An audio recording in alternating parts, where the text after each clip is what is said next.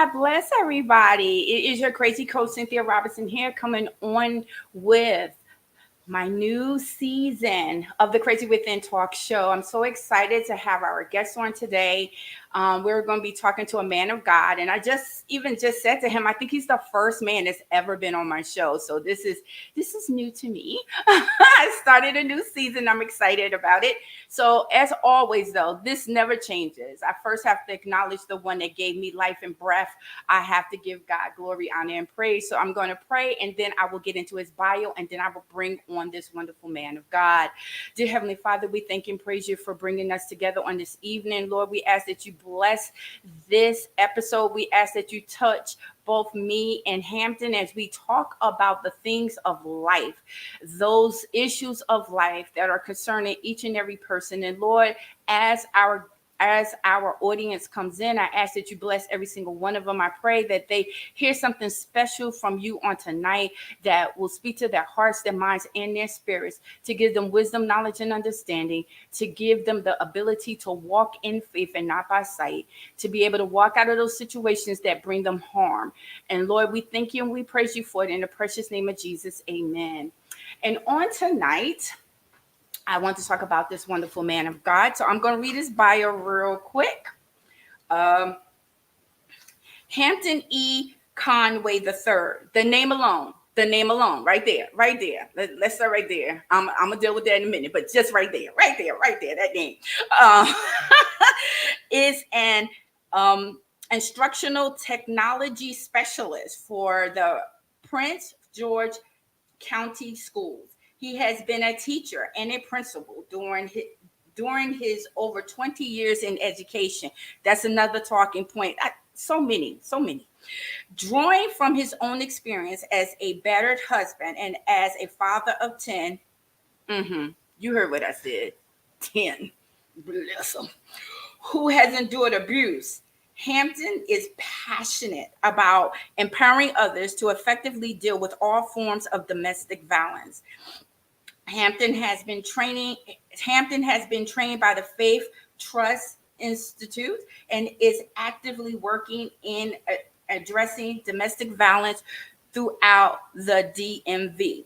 He is also a member of the Maryland Network Against Domestic Violence, Interfaith Coalition Against Domestic Violence, and SAFE, Stop Abuse for Everyone. He has also volunteered with Prison Fellowship Ministries, running mentoring programs, and volunteered and mentored at juvenile detention centers.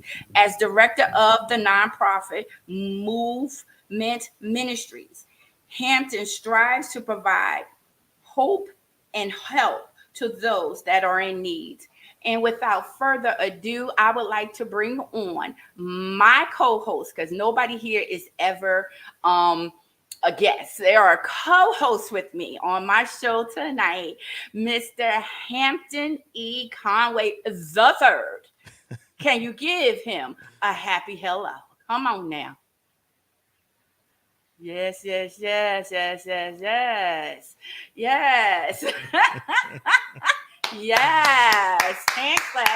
clap. Yes. It is such an honor to have you on my show today. And I want to say how we met. We met actually through Coach, mentor, inspiration, Paulette Harper. We both were in a book, and I have it in front of me. It's called, for those of you who didn't get it, you need to get it, For Such a Time as This. And we were both co-authors in this book, and his story really touched me. And since that this is the month for domestic violence, I thought it would not be robbery to steal him away from whatever he was doing and ask him to come on my show for about an hour. So like I said, there's so much to unpack here, but let's unpack with the very first thing, which is your name. That name has so much power. So you have to tell me how you became the third. Yeah, I appreciate it. First of all, thank you for having me. So it's always funny because, when I tell people my name is Hampton, they're like, oh, that's an interesting name. And then I'll say, you want to hear the whole thing? And I'll say, it's Hampton Edward Conway III. And they're like, oh, my goodness. I say, yeah, it sounds like a rich white dude, don't it? But Yeah, it's interesting because I think if I remember the story correctly, my father's father um was named Hampton after a plumber. I think it Wow. was a plumber that his mother had somebody they met, which I think was a plumber in it, and for whatever reason they stood out, and so my grandfather was Hampton, and then of course my father is who we call Big Hamp because my father is still living, and thank God, and so he's Big Hamp, and I'm known as Lil Hamp, and I do have a fourth, so one of my children is Hampton Edward Conway the fourth. Wow. Wow. Wow. Wow. Kept it going. So it don't stop with you. It just keeps on Keeps on going. going. Keeps on going. And that's wonderful. That's a great story. All right. All right. A plumber. Okay. That's All what I remember. right. I'm gonna have to double check Well, with we're Dad all to make named sure. after somebody. Like, let's Right. be honest, most of us don't know where our real names come from, but we named after somebody in our family. So I want to talk about this because I think this is such an interesting topic. I want to talk about the fact that you're an educator, and that you've been a teacher as well as a principal. And that in the Black community is, I want to say, almost to the point of rare. I was fortunate enough that I had Black teachers when I was growing up, but I see that with my grandchildren and even with my children, it started to become a rarity of seeing Black teachers, especially in elementary school. I would see them in high school, and a lot of times they were coaches, and they may have taught physical education, but they weren't teaching math and arithmetic or algebra. And so what made you think about going into becoming a educator? So I come from a family of educators. Oh, wow. So my sister is currently a principal. Um, my mother was also an administrator. She was a science teacher and administrator. Her sister was also a teacher and administrator. Their mother was also a teacher and a principal. So yes, it definitely was a family thing. And so, it was kind of a thing where it was like I teaching wasn't my first choice. I knew I wanted to do something where I was helping people. I knew I wanted to be in the service oriented field, but teaching wasn't necessarily my first choice. And if I'm honest, the family kind of was definitely pushing me in that direction. And a lot of it was they were saying, the thing about teaching is you come out with that degree, you're going to get a job. So they always need teachers.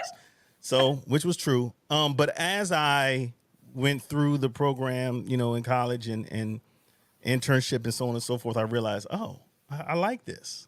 And so, and one of my big motivations was because I did not like school as a student. I didn't feel like my experience was great. I also did not have many African American teachers, much less African American male teachers. So my big goal for me was to be able to provide for students what I did not get. And I started out in elementary, went on to middle school math, Oh, okay. and then went on to being an assistant principal and a principal. Oh, wow. And how was that experience as a principal? Was it high school, elementary, It or was middle actually a school? K to 8. It was a Oh, K to okay. 8 building, which was a unique experience. There's definitely some pros, to having the kids with you, transitioning through all those grades with you in one building. But it was very taxing but rewarding work. So I will say, I mean, it burnt me out. I ain't gonna lie. I burnt, but but if you're in it for the right reasons and you're putting your all into it, like it burnt me out because I was working hard at it, Okay. and I was determined to support the children and the community the best that I could, and so it was taxing but rewarding at the same time. Okay. All right. So, now are you formally out of education, or are you still in education? So I am still in education. Okay. I am no longer a principal. I shifted out of that position because, as you mentioned earlier, I have 10 children. And it got to a point where the demand of the job and the demand of family Right, right, weren't right. jiving. No, okay. I couldn't Okay. be a good principal and be a good dad at the same time. As Right, it was very right. becoming increasingly difficult, especially considering what was taking place, the dynamics in our family, Mm-hmm. which I'm sure we'll get to in a little bit. So, Right, with right. all of that going on, I stayed in education, but I took a job that didn't have the same demand as a principal. So that's when I became an instructional technology specialist, which I'm still doing now. All right. And are you teaching on like I would say like a technical school, or are you teaching in high school So, or? so I actually am a specialist for the Title One department within our district. Oh, The okay. Title One schools are the schools that have high poverty level of students, and Title and One I'm in a very district big school. county. So, Prince George's County in Maryland, for people that don't know, is a large, very large county, hundreds of schools. We have about 82, 81 Title One schools that we service. Okay. And so I actually train administrators and teachers, Oh, okay. and help them integrate technology into Technology. their lessons and into their schools. And Oh, we that's facilitate different technology programs and different things like initiatives, within the schools or within the district. oh, okay. So is that what helped you become an entrepreneur? Um, Partly, I think partly. I've always been a techie. I've been a techie since I was a kid. Mm-hmm. I remember because my mother was a teacher. We were fortunate enough, when computers were getting really big in the school system. My mother had a computer, as a teacher, and she brought it home. And I remember at some point I took her computer apart and put it back together. Whoa. And I think I actually added some memory or something to it at that time. But that was, I was a child Wow. when I did that. So, yes, I've always been into technology. I've always been into computers. So in that respect, those things have helped me to be able to do some other things. Oh, okay. And so when we talk about you being an entrepreneur, because you have a few things up under your belt, when we talk about you being an entrepreneur, can you let us know? Because I do believe, if I say this right, your company is called the Firebug Productions. That's correct. And so, can you let us know a little bit about that? Yes, ma'am. Firebug Productions is a uh, media production company. Okay. We do live streaming of conferences, concerts, church worship services, Okay. funerals, weddings. So we live stream events, but we also do recordings as well. So, yeah, that's in general what we do. And do you just basically do it out of Maryland or the DC area? Primarily, yes, we primarily in the Maryland, D.C., Northern Virginia area. Yes, ma'am. And so, what got you into that? I know that you said that you was doing it, but what made you actually? Because becoming an entrepreneur is not an easy job. So, Right, right, especially right. since you're still working. So, what made you do It that? was honestly, it was almost by accident because I was doing videography just as a hobby, Mm. not on a major level. Just ever since my kids were small. I remember one Christmas, um, my mother-in-law had got me a camera, and I would record the kids, and I recorded a couple childbirths, and some other things, and just messing around with the camera, and then as I continued on, to upgrade it to another video camera, and just was doing it as a hobby for fun. When I moved back to Maryland, my best friend, um, he's an actor and a dancer, and so over the years, I would help him record some of his auditions, Oh, okay. but he also had a production that he was doing at the height of the pandemic, that he, was dancing in, and over Zoom. It was a show that was being produced over Zoom, and he was going to do it, with his computer pointed at his. He's a tap dancer, so he's going to do it with his computer pointed at his feet. And I'm like, man, no, no, no, no, no, we can't do that. We can't do that. So, just as a hobby, helping him out, supporting him, And around the same time, I got remarried. And again, because it was the height of the pandemic, Oh, wow. we couldn't have big public wedding. So we had a Oh, wedding right in our backyard that I set up 3 cameras and live streamed our wedding. oh, that's nice. And so after that, people just between the production I was doing for my friend and the wedding, people started asking questions. Well, hey, can you come do this? Can you do that? And they wanted to pay for it. And I thought, oh, I was like, this is a thing. Right? I can make money doing this. And that was it. Just been building and growing since. All right, I'm just typing in notes that your company is Firebug Productions out of the DC area. Y'all need some videos done, some recordings, because nowadays that's the thing, because we're Yes. either doing Zooms or we're doing video feeds somehow, some way, like right now, and maybe you're not. Maybe you yourself are not tech savvy. And so even doing a Facebook Live, I've heard this from people all the time, even doing Facebook Live is a problem, or restream or stream is a problem. You have a brother right here. Support his business, keep it in the family, support his business, that could help you either teach you how to do it or help you with it. Yeah, And that's the way we should be, is helping one another out. I can definitely consult people if they, even with podcasts or different things, we can consult as well. Can I tell you one more thing about the business? Go ahead. Because this is part of the passion side of it that I want people to understand about it. And it goes back to the name. And the name Firebug. I'm gonna tell you how I came with the name, and this will make much more sense.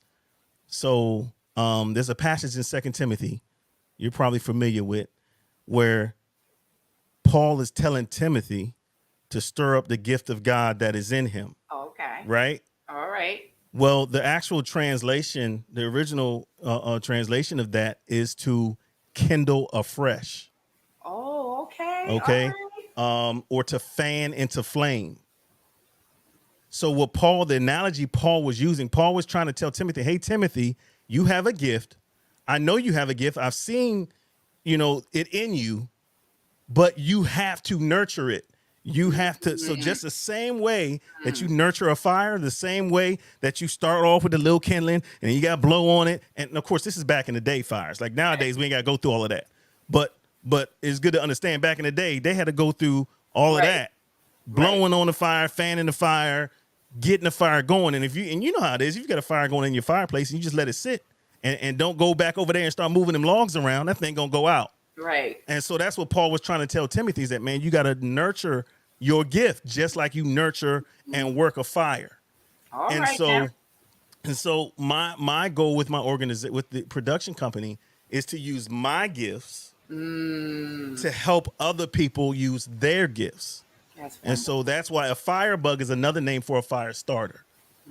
So I'm using my fire to hopefully catch you on fire, so then that thing can keep going. So that's I like that. what's I behind like that. that. That is so good. And that is still that thought process of reaching back and helping someone up. It is still that same process. It's, to me, the Great Commission of us and teaching one another and teaching one another. And so that's fantastic.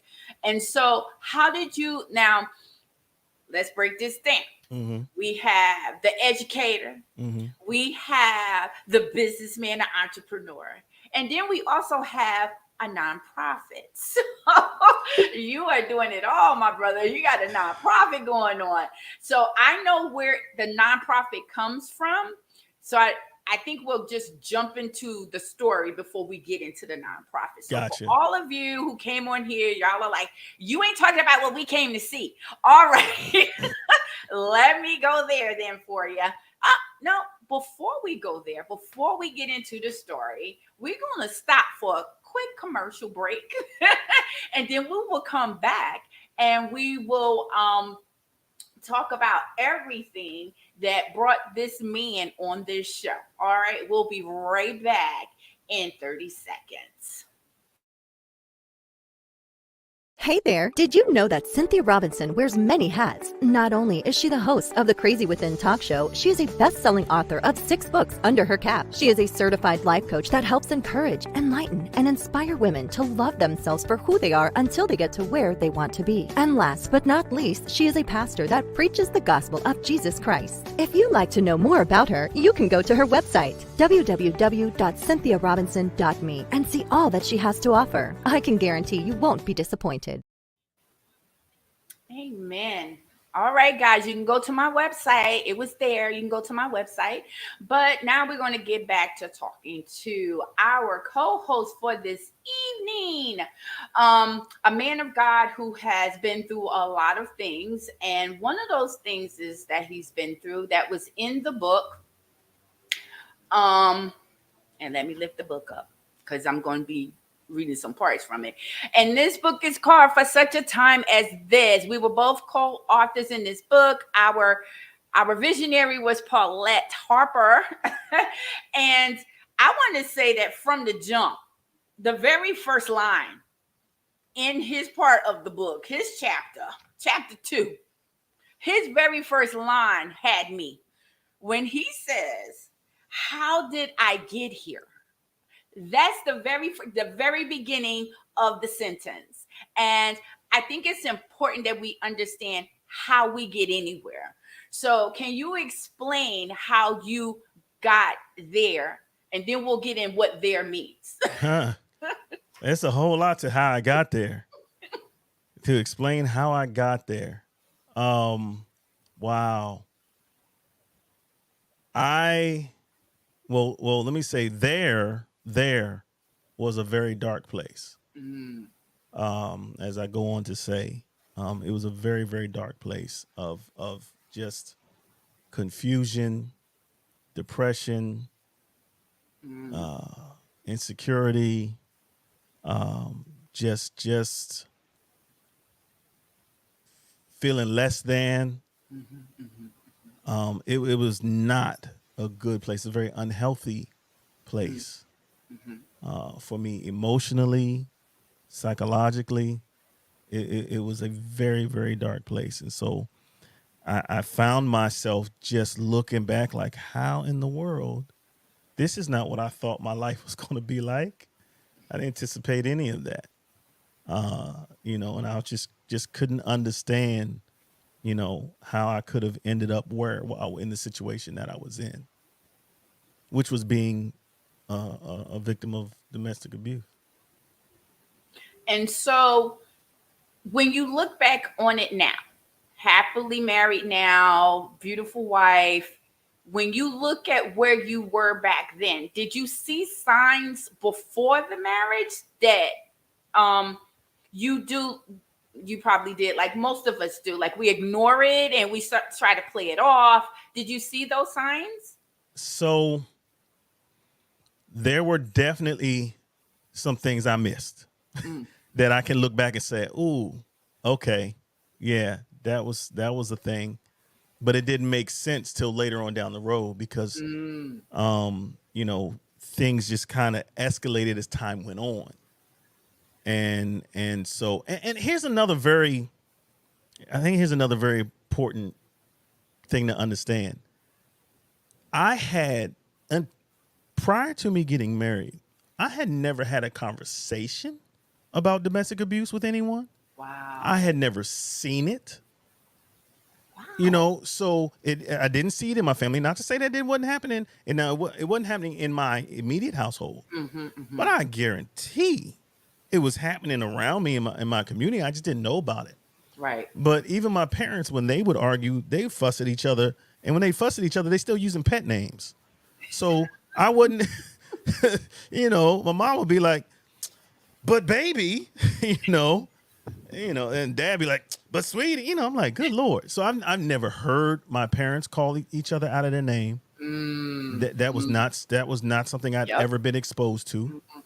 I never really heard them argue. I'm not saying they didn't, but I'm saying they did a real good job of keeping us from that. Now I do remember my dad jumping in his hot rod and spinning wheels going up the street, and I knew something was up, right? But I didn't hear the argument, and so not having any exposure to it at all. Wow. Right? Because it's not like now. Now we got social media. You know, I Right. remember when the Ray Lewis thing happened. It was all over the internet. Right? You couldn't help but talk about it. Right. It wasn't like that when I was growing up. Nobody was talking about that. Nope. And What so, happened in the house stayed in the house. listen, and so when it happened to me, I internalized it. I thought, oh my gosh, I must be doing something wrong. You know, so I appreciate you for bringing me on here for this conversation, because for me, that's a big part of it.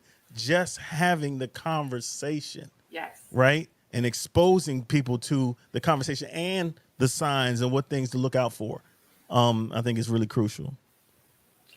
And I want to make it abundantly clear to everybody that me and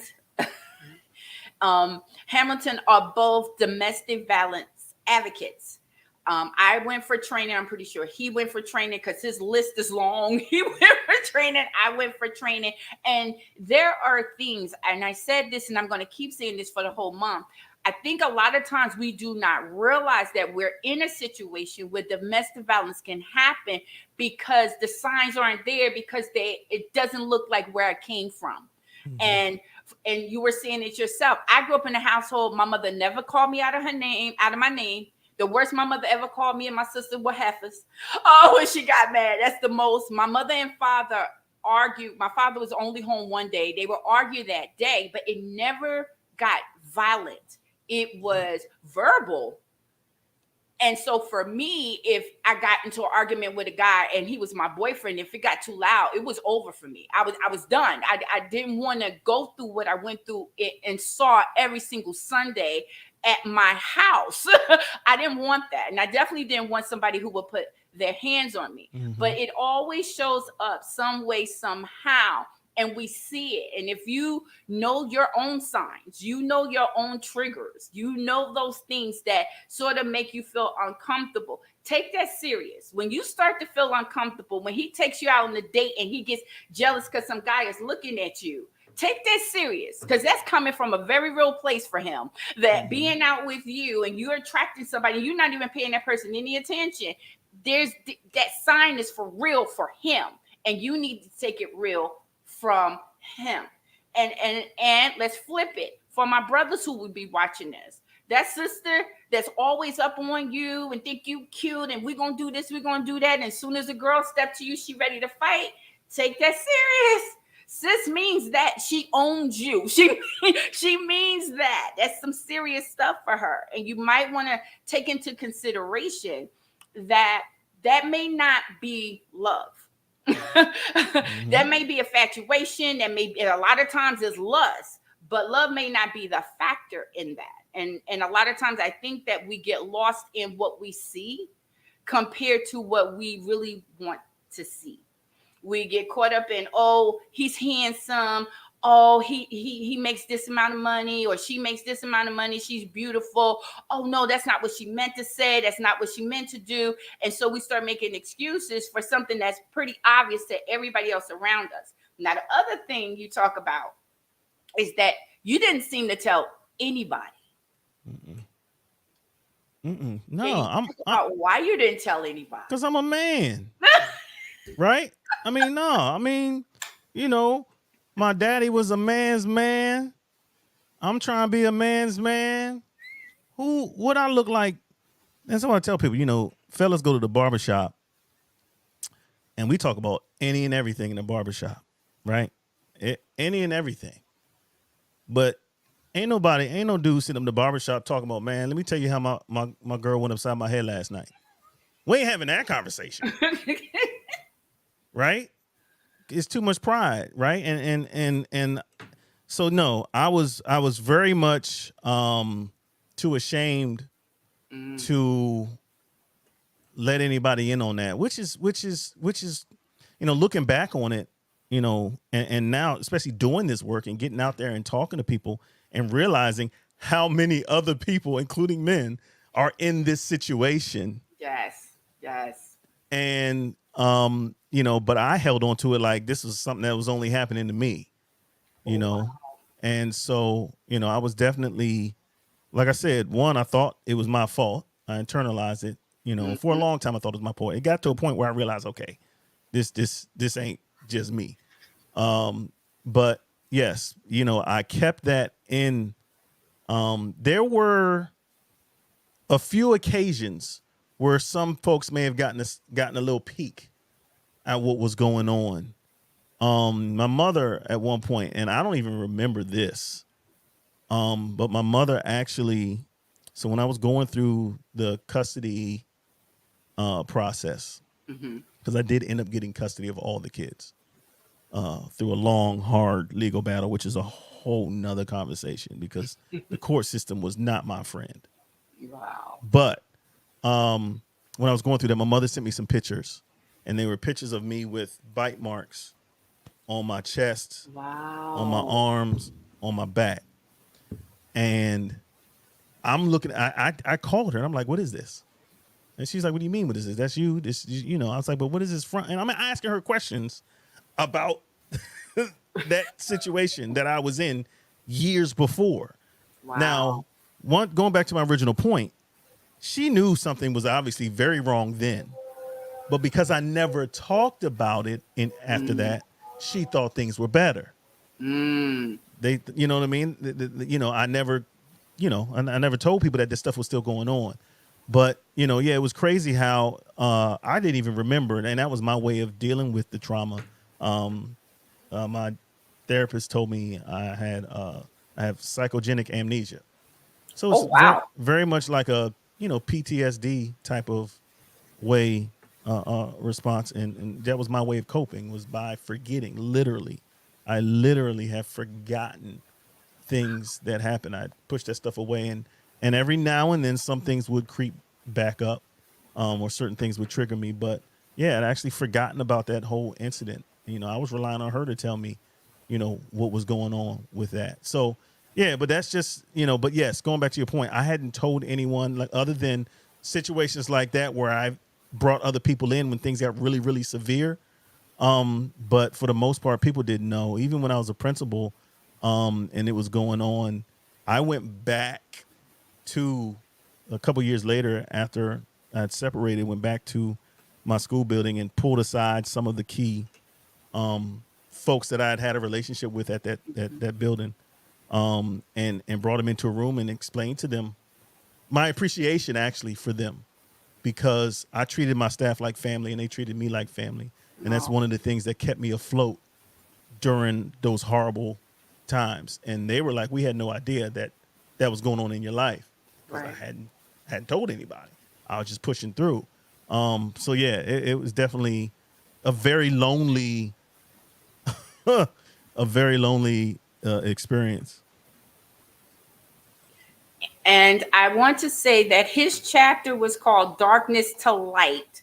And if you have not gotten the book, I'm telling you, you can reach out to Hampton and get the book yourself from him, or even go on Amazon and purchase the book. But for those of you, especially for those of us, especially, and I really want to stick to male, female. For those of us females who feel like, oh, a woman would never do that, she wouldn't, that could never happen. I want to say to you, it can happen. It happens a lot more than you think.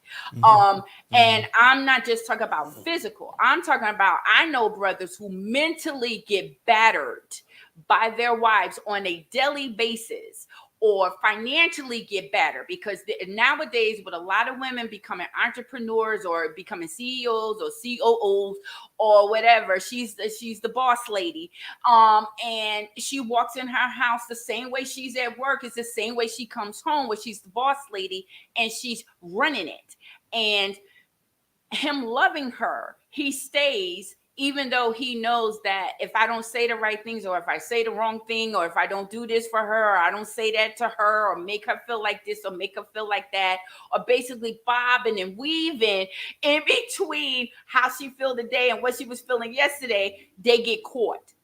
And they're in the book, that I love that darkness to light, because I think that it takes a lot to come out of the darkness. Mm-hmm. It takes a lot to say to yourself, and for you to say even to your family, as you get into certain things that you had to do just to make it.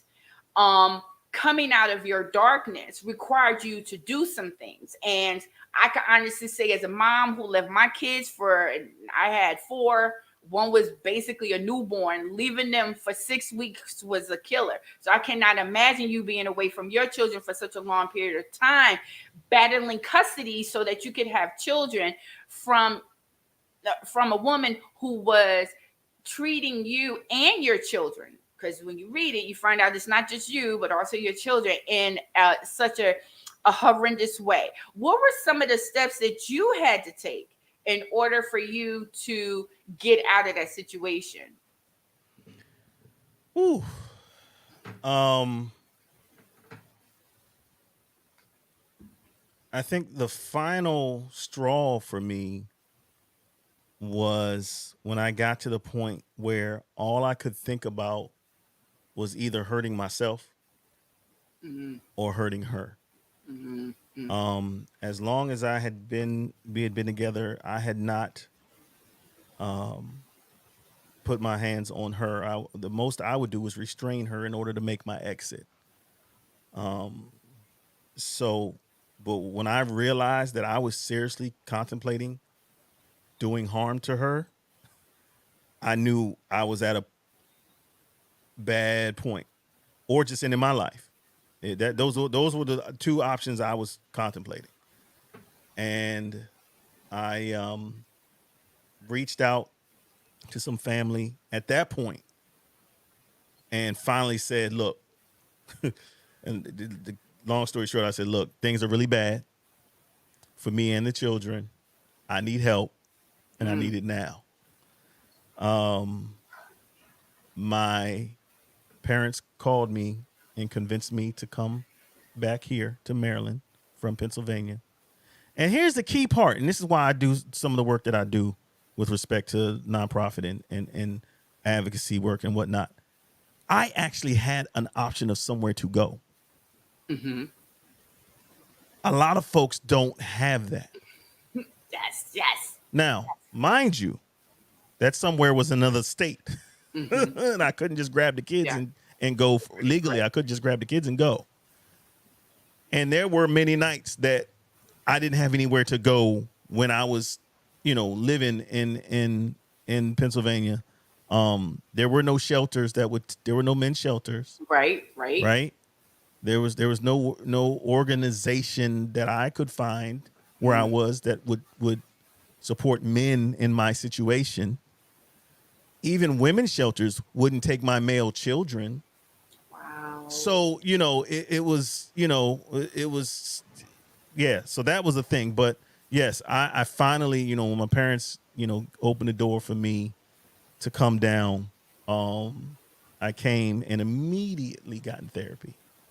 Immediately started therapy. And I think between therapy, my family, my church community, Wonderful. like all of those things together, God used them to bring me back to life. Cause yeah, it was tough.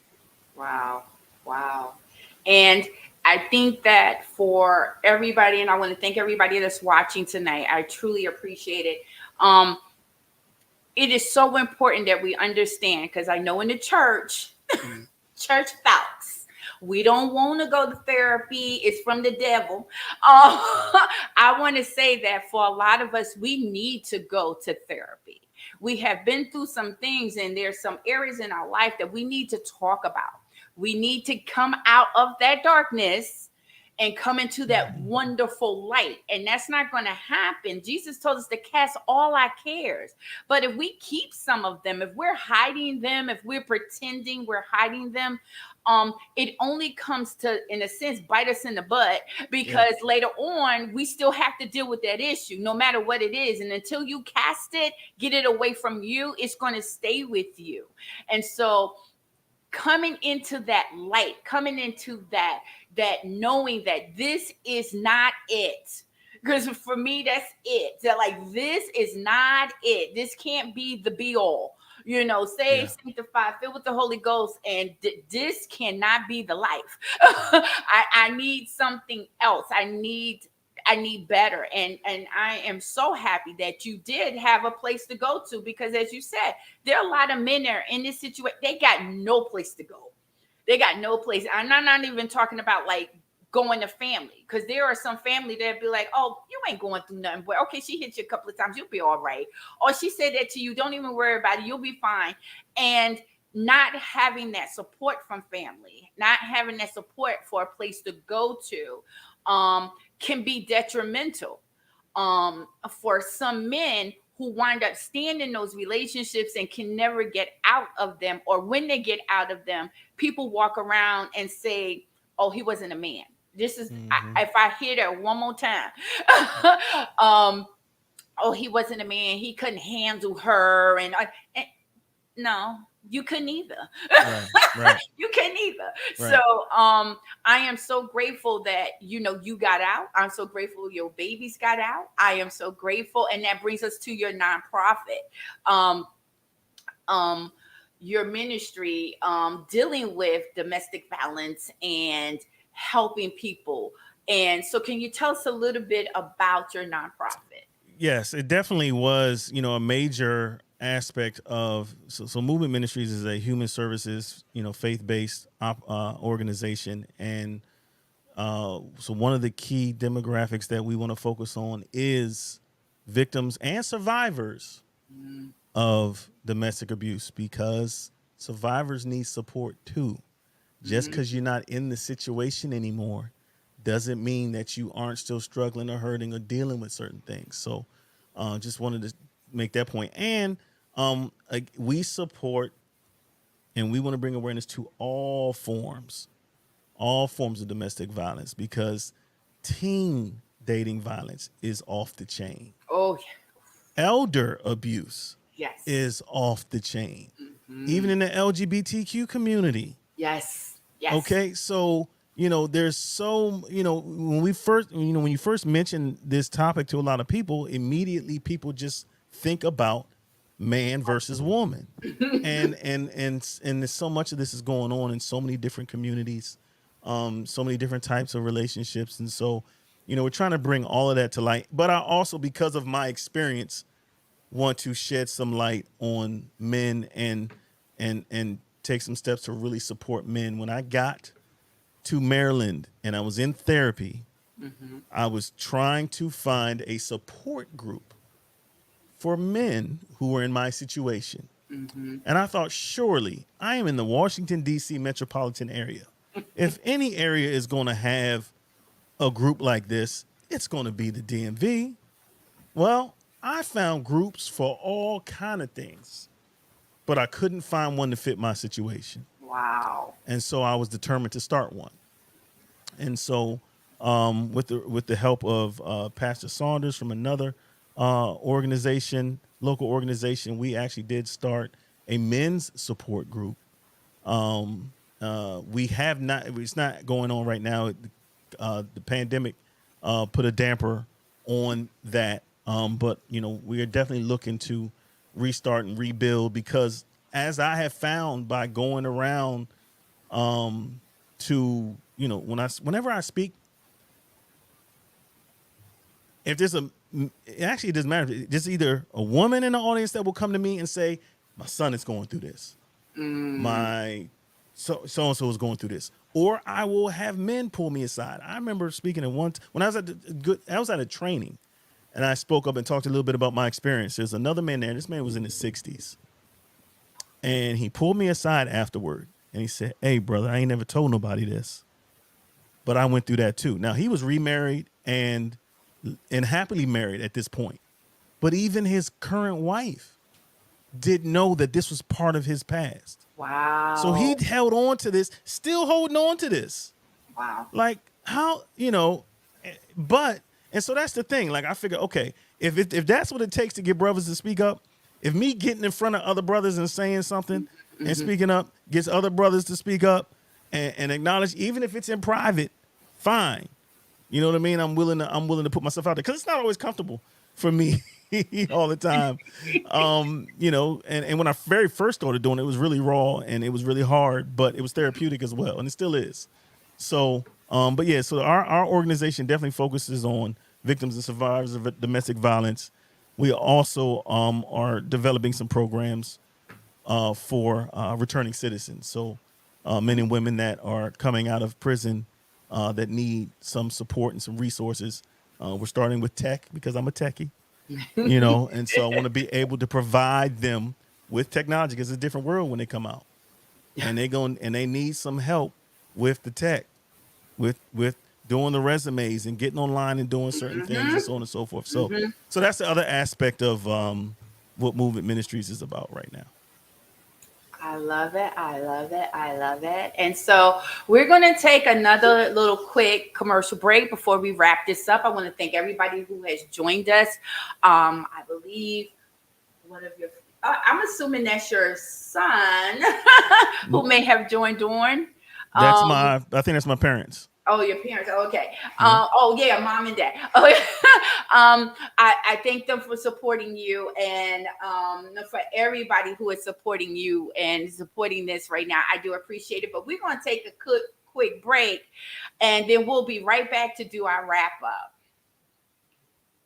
All right, y'all, real quick. Story time with Lil Hamp. You ever hear a song and it hit you real different than when you first heard it? So this is an example of how I was with Keisha Cole's I Remember. Okay, that song came out in 2007. 2007, I just didn't really pay much attention to it. You know, you hear it come on the radio, you sing it. It had a nice little catchy melody and whatnot, you know, so it was whatever. But around about 2014, 2015, when a brother was going through separation, divorce, and custody and all of that, this joint came on the radio. Had to be the first time I'd heard it in a long time. And, well, it hit different.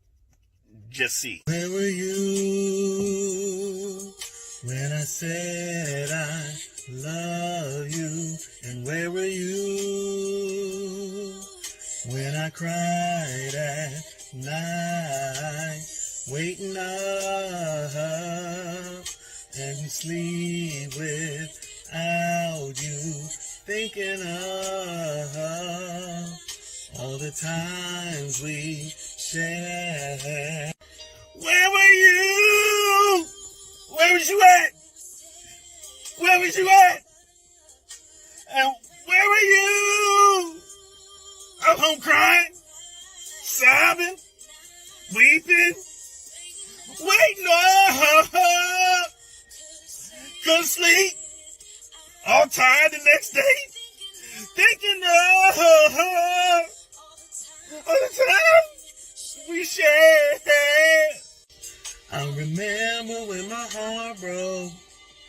I remember when I gave up loving you. My heart couldn't take no more of you. I was sad and lonely. I remember when I walked out. I remember when I screamed I hated you. Deep inside, still loving you. I'm sad and lonely. I remember when my heart broke. I remember.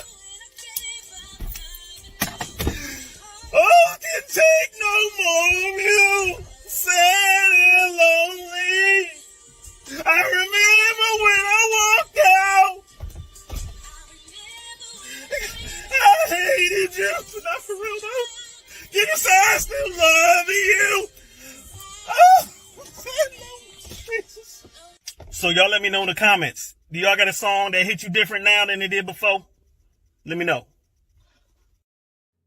You ain't right. Had to play that. You ain't even tell me. I had to play that. You Oh my gosh. You ain't even tell me you was gonna do that one. I'm still crying over that. That was that was real though. I'm gonna have to put my video up for my song, which is Yearning. I have to put the video. Gap my band? jam. But Gap band but yeah, yearning? the first time, I think the first video I saw of you was that video, and I said I got to find that video because that video is just That's funny. it's hysterical, but it's truthful. We all know we've been there. You know, one moment you hear a song and it's like, oh, I'm so in love, and then the next moment you hear that song and your heart is broken. And I figured we could leave on a light note.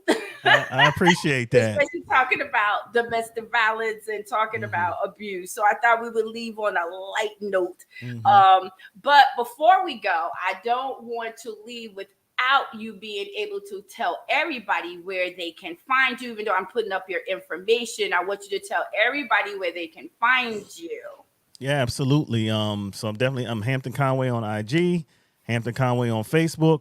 You can go to hamptonconway.com and get to everything, including my podcast, which is the Get Fat podcast. FAT stands for Freedom and Transformation. And I know, to those of you who have been listening, I know I'm overdue for doing some episodes, but this month, particularly because it's Domestic Violence Awareness Month, I'm definitely getting back on track with the podcast to have some conversations on this topic. So I'm happy and excited to kick off the conversations this month on this show. So thank you for having me. No problem. And I want to, because we still have a little bit more time, I want to give you the last word. Is there anything that you would like to tell anybody? I know that there are people watching who probably are not maybe necessarily in this situation, but can you talk to the people that aren't in a situation, but they are in a situation? So couple things. Thank you for bringing that up. I'm willing to bet it. If you're not in the situation, somebody in your circle is. And so it is very important to whatever you can do to get some awareness, even if you're not in the situation, because it will help you to be able to support people around you, because there are people around you that are suffering. They're suffering in silence, and they just need a glimmer of hope that will help them take some strides to make a change. So, one of the things that my mother put in the comments earlier was about how I separated myself. Well, I not even separated myself, but isolation is a huge part of domestic abuse, isolating you from your family and friends. So I was absolutely isolated from my family, very strategically. I got to a point where I wasn't communicating often at all with my mother, my father, my sister, my best friend. It was a long time before he knew what was going on, because I was not only was I isolated, between the shame and the guilt, and then being isolated from people, which was very, very strategic. As soon as I got close to anybody, or it even looked like I might get a new friend, something was done. She stirred up something or created a situation that would cause me to fall back. So even trying to make new friends, that's why my work crew, my work family became such a family, because while I'm at work, that's who I'm with. Those are only people that I'm really able to interact with. And I really, again, like I said, I treated them like family, and they treated me like family. So much so that when my last son was born, he was preemie, and so he was in the hospital for a while. My work family, my teachers, my staff, they got together and fed my family for 2 weeks. Wow. Brought food to the house and carrying on. You know what I mean? So that's how much we were like family. Like, they really stepped in. Crazy part about that was, and this is the mentality that I was dealing with at the time, certain staff member bringing food to the house, all smiles, thank you so much, da-da-da. And as soon as that person would leave, why that heifer bringing food? Why is that bee bringing food to the house? What you got going on with her? Like, that's the kind of stuff, you know what I mean? And it was that constant thing that made me feel like I couldn't get close to anyone, because it was always going to be a problem. But that was intentional, and I started to learn that. I'd stop, other signs. I stopped doing things that I normally love to do. When I was still living in Maryland at my home church, I stopped singing in the male chorus. Wasn't even going to church as much as I used to. There was a lot of things that I stopped doing that were just a huge part of my life. And you got to pay attention to those things. When you see friends and family changing up their patterns, stop doing things that they love to do, A lot of people chalk it up to, oh, he's just devoting time to his family. No, it wasn't that. It wasn't that. It was that I was being isolated. I was in a bad situation. You know what I mean? So there are things that if you take the time to educate yourself, be a part of a domestic violence conference, read up on it. There's stuff on YouTube. There's videos by certain organizations. Just be aware so that when you see it, not only do you recognize it, but then you know how to support the person. Absolutely. Okay. So, and which is a big deal too. Because let me say this one last thing. Regardless, if somebody does finally confide in you that they are going through a situation like that, chances are they're not ready to leave when they're telling you that. So you have to be extremely patient with them because they still love that person. Yes. They're telling you things are bad and I don't want to be here. But they haven't yet gotten to the point where they had the courage or the means to get out of it. And so you can't get frustrated and mad when they turn right around and go back to that person. Right. Because if you show your frustration and your anger for them going back, now who are they going to go back to when they need some more support, right? So just be there as much as you can, even if you don't agree with their decisions, because eventually, hopefully and prayerfully, they'll get to the point where when you say, I got a hotel room reserved for you, right, it's ready, they're ready. You know what I mean? You just got to stick with them. You just got to stick with them because just remember that they still love that person. So it's hard. Yes, absolutely. And I think that is probably one of the best takeaways is that when they say I'm ready, they may not be ready. They're ready at that moment because right now I feel it and it's really hurting me. But when they go through the honeymoon stage where he's recording her, she's recording him and saying, oh, I'm so sorry I did that to you. I didn't mean to do that to you. Oh, let's try to talk about it. Let's work it out. And when you're sitting there, and it's typical of most relationships, if you are a female and you're saying to your female friend, oh, girl, leave him. He ain't no good for you. Realize that conversation is going to go back. That conversation is going to go back. And when they get back together, he's going to say, that's not your friend. She really was a friend. She would have supported us being together. And so you got to be careful when you're talking about helping someone get out, because helping them get out probably ain't going to be the first one. It's going to probably take the 10th one before they're ready to really go. Watch what you say and then be there. Be as much encouragement as you can be, without stepping over the line of something that can be repeated back to the abuser that will divide you. Because once the abuser gets back in, then it becomes a conversation. It really does. It's no different than when the girlfriend breaks up with her boyfriend and they get back together. You become the conversation. And so be careful about your conversation with the abusee, because it'll go back to the abuser and you will find it be difficult for the two of you to have a conversation, because then they're going to try to do everything to separate you. They're going to try everything. Unless you work together, they're going to try everything to separate you. And so I want to leave everybody this evening. I pray that you heard something that enlightened you, encouraged you, inspired you. Maybe you were thinking about helping somebody out, like maybe going to your church and donating this month to some type of, or maybe even having a meeting. It's not too late. Maybe at your church, you're not doing anything because, we know COVID is still here. But maybe you could say to your minister or whatever, like, look, it's domestic violence month. Maybe we should open up our doors and find out what's going on. Like, people have been locked up in the houses for a long time and they're coming out, and some ain't coming out the way they went in. So I can't imagine having a COVID pandemic situation when I was in that marriage. That would not have ended well for anybody. It was bad already, but I can't imagine. So can you imagine how many people were stuck in the house with their abuser and what that was like? I can't imagine. Neither can I. So we need to open up our doors, our minds, and our spirits to help our brothers and sisters who have gone through and are probably still going through. It's probably never going to be said how many people died during the pandemic, and it had nothing to do with the virus.